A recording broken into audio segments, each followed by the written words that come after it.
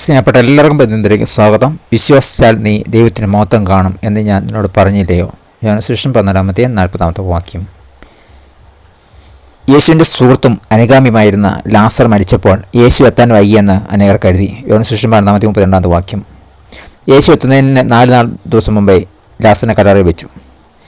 എങ്കിലും ലാസറിനെ മരണത്തിൽ നിന്ന് ഉയർപ്പിച്ചുകൊണ്ട് മനോവേദനയോടെ ആ സന്ദർഭത്തെ അവിടുന്ന് അത്ഭുതത്തിൻ്റെതാക്കി മാറ്റി. വിശ്വസിച്ചാൽ നീ ദൈവത്തിന് മഹത്വം കാണുമെന്ന് ഞാൻ നിന്നോട് പറഞ്ഞിട്ടില്ലയോ? യേശു ലാസറിനെ മരണത്തിൽ നിന്ന് ഉയർപ്പിച്ചതുപോലെ നമുക്ക് അവൻ പുതുജീവൻ വാഗ്ദാനം ചെയ്തിരിക്കുന്നു. സ്വന്തം ജീവൻ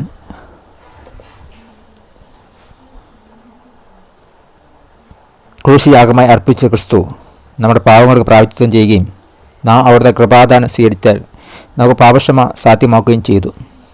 നമ്മെ നമ്മുടെ പാവത്തിൻ്റെ ദാസ്യത്തിൽ നിന്ന് സ്വതന്ത്രരാക്കുകയും അവിടുത്തെ നിത്യസ്നേഹത്താൽ ജീവിതം നവീകരിക്കപ്പെടുകയും നമ്മുടെ ജീവിതഗതി വ്യത്യാസപ്പെടുത്തുവാൻ അവസരം നൽകുകയും ചെയ്തിരിക്കുന്നു.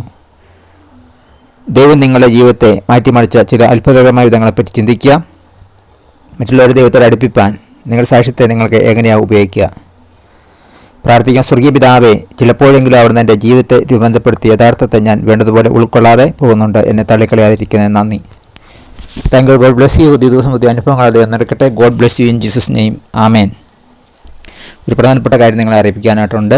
നിങ്ങൾക്ക് ആർക്കെങ്കിലും പ്രാർത്ഥനാ വിഷയങ്ങൾ ഉണ്ടെങ്കിൽ മുകളിൽ ഞാൻ കൊടുത്തിരിക്കുന്ന നമ്പറിൽ ബന്ധപ്പെട്ടാൽ ഞങ്ങളെ പ്രാർത്ഥന പടയാളികൾ നിങ്ങൾക്ക് വേണ്ടി പ്രാർത്ഥിക്കുന്നതായിരിക്കും എന്നുള്ള കാര്യം കൂടി ഓർപ്പിക്കുന്നു. ഒരിക്കൽ കൂടി God bless you in Jesus name.